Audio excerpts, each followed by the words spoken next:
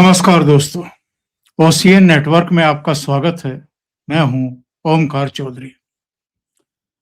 Iran से जो visuals आ रहे हैं वो कम से कम खामेनेई के लिए, उनके प्रशासन के लिए तो बड़े बेचैन करने वाले हैं और पूरी दुनिया भी बड़ी दिलचस्पी के साथ उन विजुअल्स को देख रही है।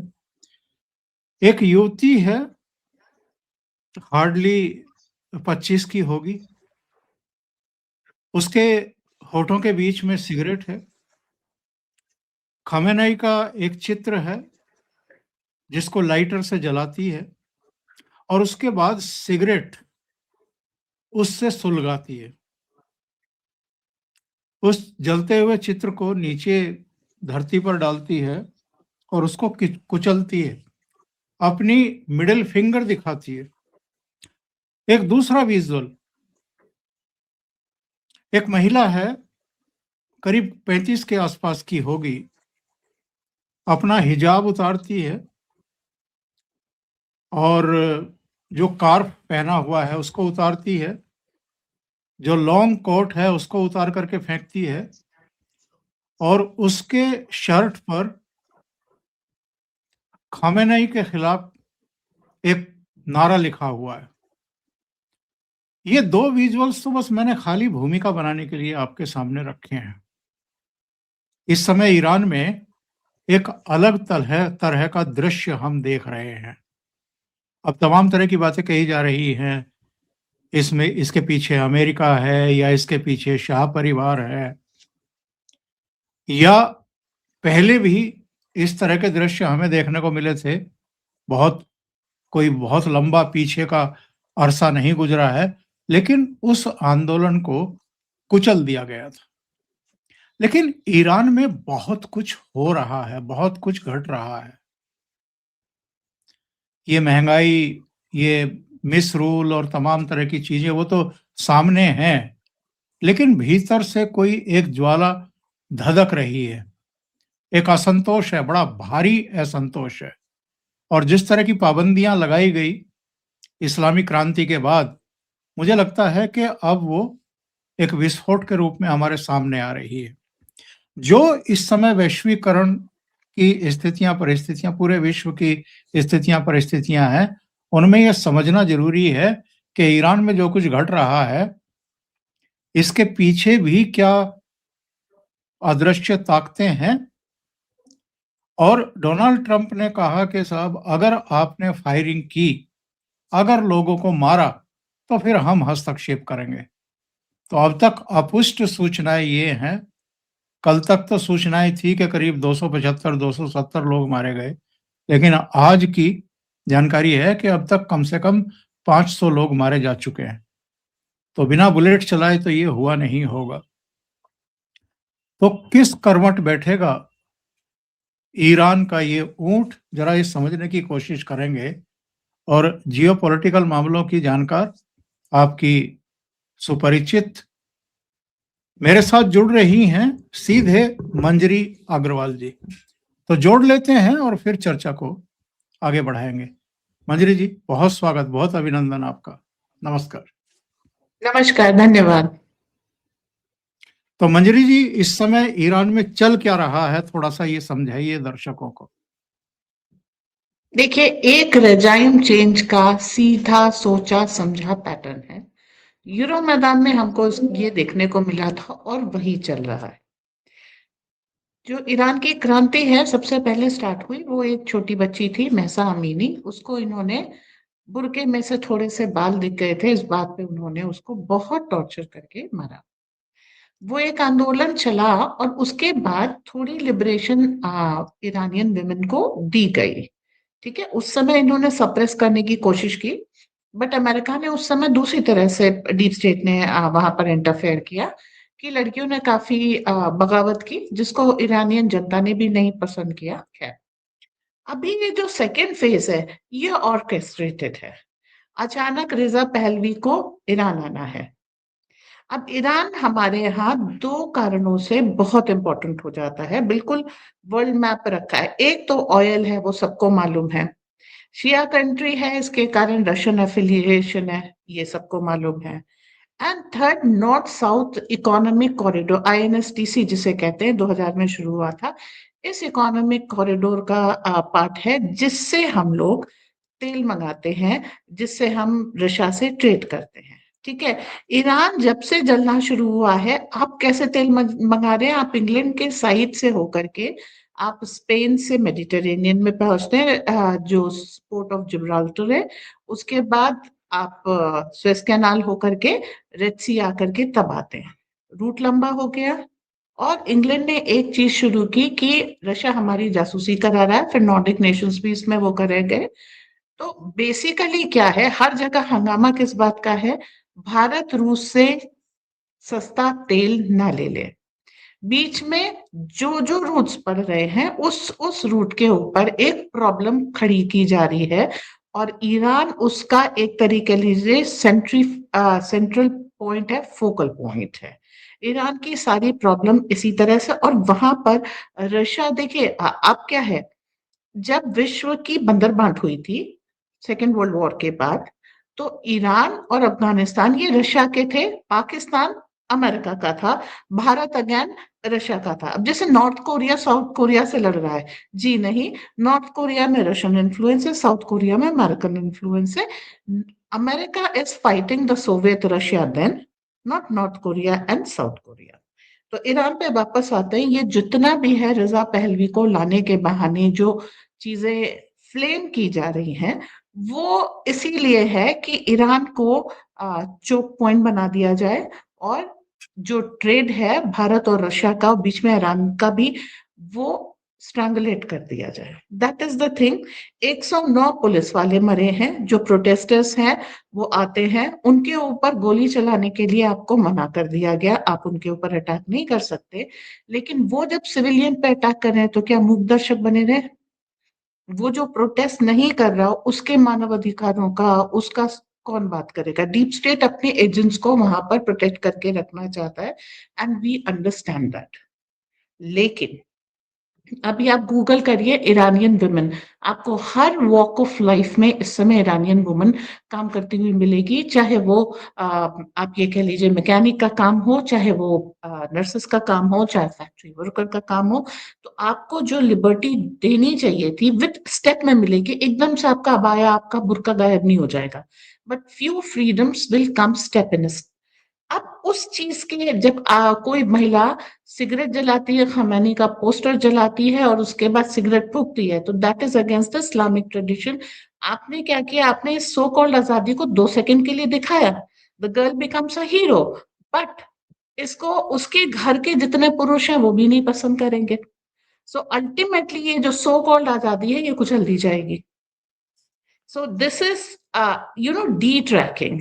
अब आ जाता है यूरो मैदान वाले केस पे, वही चीज, महंगाई एक, जब आपने ईरान को इस बुरी तरीके से सैंक्शन करके रखा तो वहां महंगाई तो होगी, चीजें अनअवेलेबल होंगी, तो जो ऊंची बोली लगाएगा उसको सामान मिलेगा, इसे आप महंगाई कहते हैं।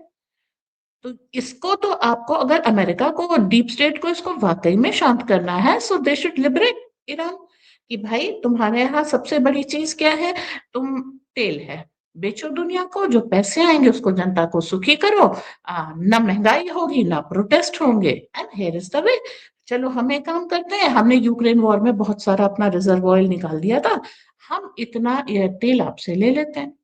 अब ईरान के ऊपर जब आपने सैंक्शन लगा रखा तो आपने खुद ही उसको डॉलर रेजिम से बाहर कर दिया है, तो वो या तो रूबल में बेचेगा या युआन में बेचेगा, वरना हम जैसे बार्टर कर रहे थे चावल के बदले में बेचेगा। खाना तो खाना है वहां के देश के लोगों को। सो द थिंग इज, ये जो एक बहुत ट्विस्टेड सेंस ऑफ प्रोटेस्ट है, एंड ट्विस्टेड सेंस ऑफ आप ये कह लीजिए एनार्की है, और वो अपने ही हिसाब से चीजों को तोड़ मरोड़ के पेश कर रहे हैं, दैट इज रॉन्ग। तो अभी अगर आपको इसके ऊपर डेप्थ में जिसको भी रिपोर्ट चाहिए, वो रशियन चैनल्स को देखे, वहां पर इसकी अच्छी डिसेक्शन मिलती है। जी मंदिर जी, बात ये है कि रजा पहलवी जिंदाबाद जिंदाबाद हो रही है ईरान में, सब जानते हैं। 1979 में जब इनके अब्बा जान छोड़ करके भागे थे, अमेरिका में जा करके छुपे थे, शरण ली थी, उससे पहले इनका शासन कभी भी भारत का दोस्त नहीं रहा। इनफैक्ट 2 बार ऐसी रही जब इन्होंने अपने विमान तक पाकिस्तान को दिए थे।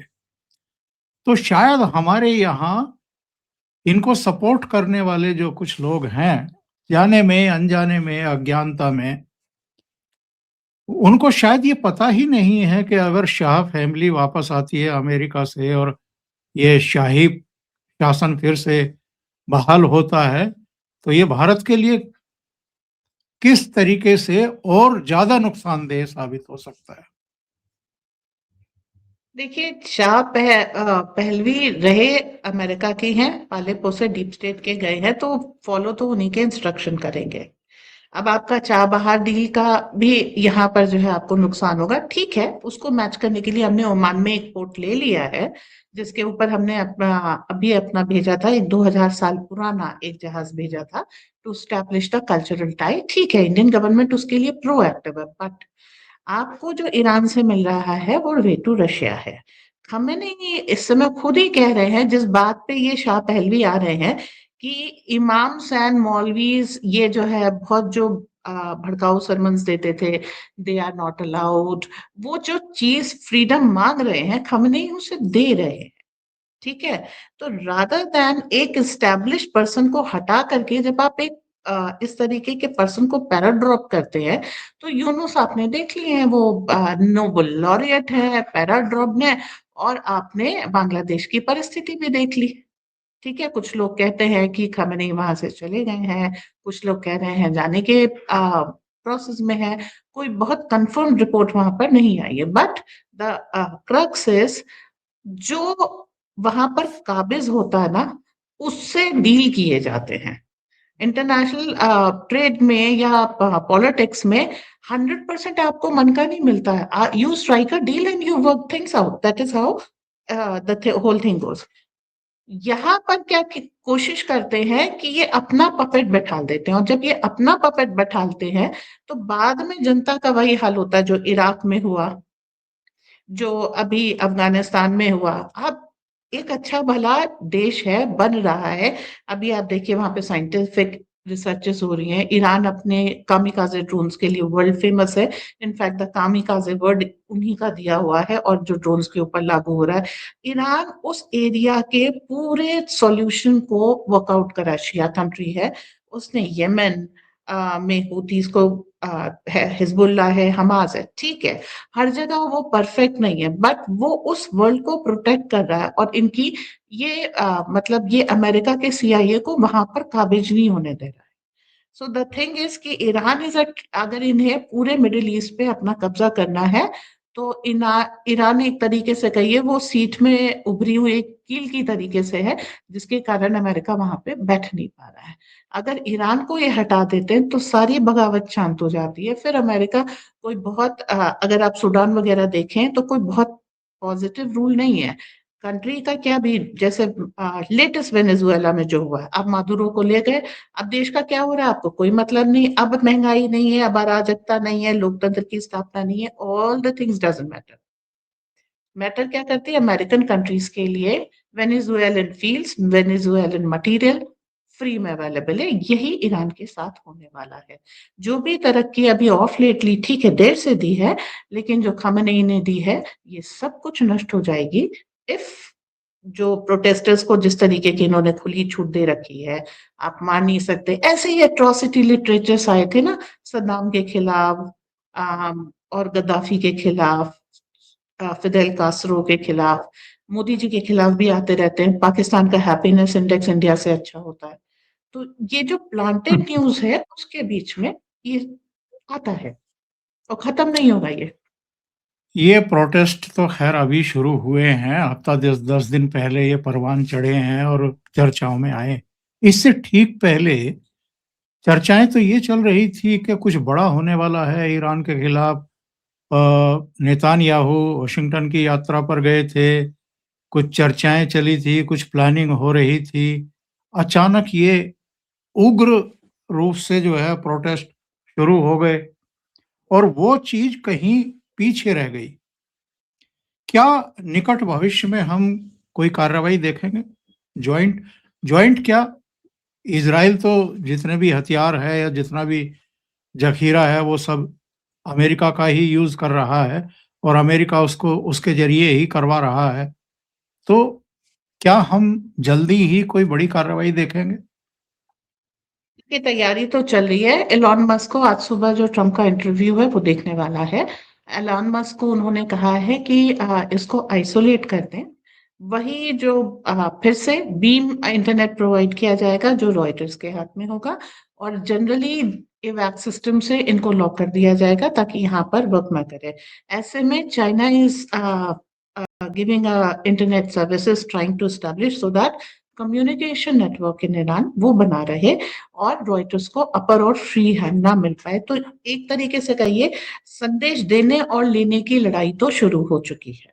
नेतन्याहू ने जो कहा था वो होगा जरूर, क्योंकि अमेरिका को इस देखिए आप एक कमाल की चीज देखिए, iMac India middle east economic corridor ये अनाउंस हुआ है 9 सितंबर 2023 को। ओके, अब ये इंटरनेशनल पॉलिटिक्स में कुछ अचानक नहीं होता। 7 अक्टूबर, उससे एक महीने से भी कम समय में इजराइल के ऊपर हमला हो जाता है और उसके बाद से गाजा की लड़ाई शुरू हो जाती है। और इसमें मेन पॉइंट क्या था? हाइफा पोर्ट, ठीक है, जो इजराइल के पास है। तो अब यहाँ पर आपको चीज ये क्या मिलती है, आपने एक ट्रेड रूट खोला जो इनके स्वेज कैनाल को बाईपास कर रहा था, उसके ऊपर महीना भर के अंदर जो है वो हुआ और उसके बाद से ये पूरी बेल्ट आप देखिए इन्फ्लेम्ड है। आज 26 शुरू हो चुका है, 2.5 साल हो गए। ये कुछ भी अचानक नहीं हुआ, ये सोची समझी साजिश है कि इस जो ऑल्टरनेटिव ट्रेड रूट है हम इसको स्टैब्लिश नहीं होने देंगे। और ईरान इसमें ना वो कहते हैं ना सेंटर पीस है, नेकलेस का सेंटर पीस है। जितना ईरान उखड़ेगा उतना आपको ट्रेड रूट के लिए प्रॉब्लम होगी और अब आप अमेरिका सेंट्रिक और अमेरिका डिपेंडेंट होते जाएंगे। And Israel is equal to America, America is equal to Israel. जी, बात तो आप बिल्कुल सही कह रही हैं। अभी क्या होते हुए देख रही हैं? ईरान का मुस्तकबिल, भविष्य क्या है? ईरान का मुस्तकबिल सिंपल है। देखिए, एक लड़ाई इन्होंने खत्म कराई है, 2-4 चलती रहनी चाहिए। डीप स्टेट के जो ये आर्मागेडन ऑर्गेनाइजर्स हैं इनको अपने हथियार बेचने हैं, मॉडर्न हथियारों का प्रदर्शन करना है। एक सेल आपको जो है वेनेजुएला में मिल गई कि how we went low flying helicopters and we took him. हमने केवल क्यूबन्स मारे हैं और वेनेजुएला के लोगों को नुकसान नहीं पहुंचाया। So we are friends with Venezuela and hand over all your resources to us. यही चीज जो है ईरान में वो करने की कोशिश कर रहे हैं और यहाँ पर भाजी मारेंगे चाइना और रशिया। क्योंकि अगर ईरान ऐसा सेंटर पीस चाहता है तो भाई उसके बाद ये जो दूसरी बेल्ट है मुस्लिम नेशंस की, कजाकिस्तान ये वगैरह, इसमें भी चाइना का फेयर करना डिफिकल्ट होगा। तो सबसे ज्यादा जो ईरान को प्रोटेक्ट करने आएगी कंट्री वो है चाइना, सेकंड नंबर पे रशिया होगी और हम पीछे से इंस्ट्रक्शन देंगे, हम सामने आकर के कोई कार्यवाही नहीं करते हैं।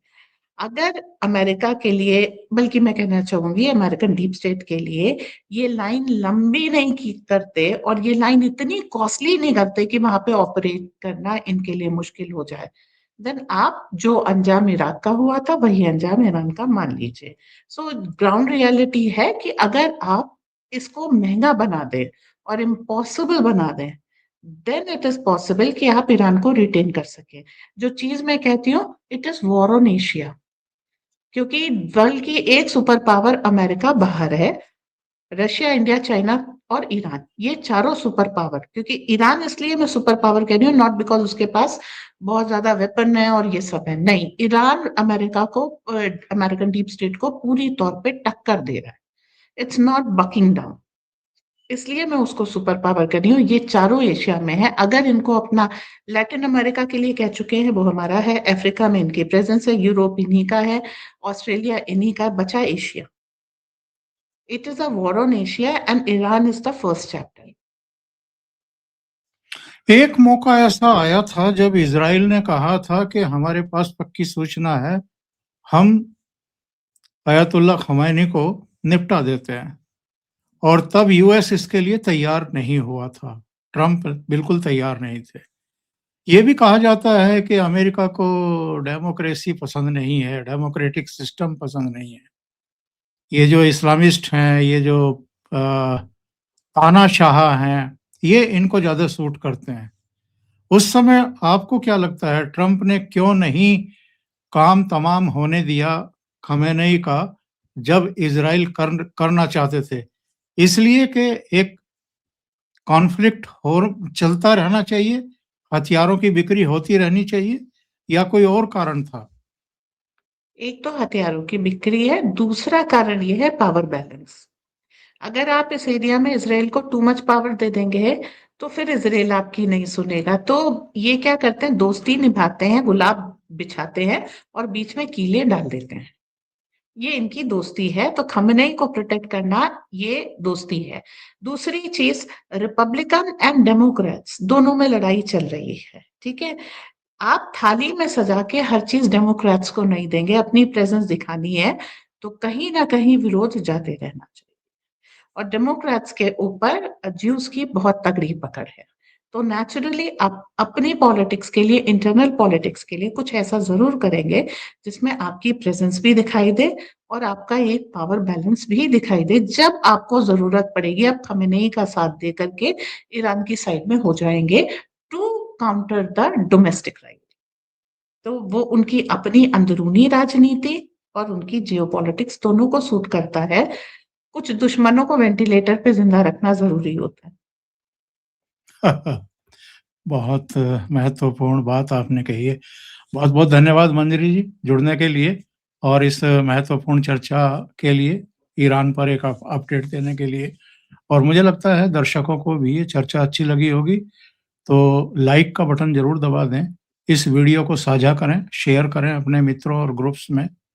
अभी तक चैनल आपने सब्सक्राइब नहीं किया है, तो सब्सक्राइब ज़रूर कर लें। बहुत-बहुत धन्यवाद सभी दर्शकों का भी और मंजरी जी आपका भी। Thank you so much. Thank नमस्कार। You for having me. नमस्कार। नमस्कार।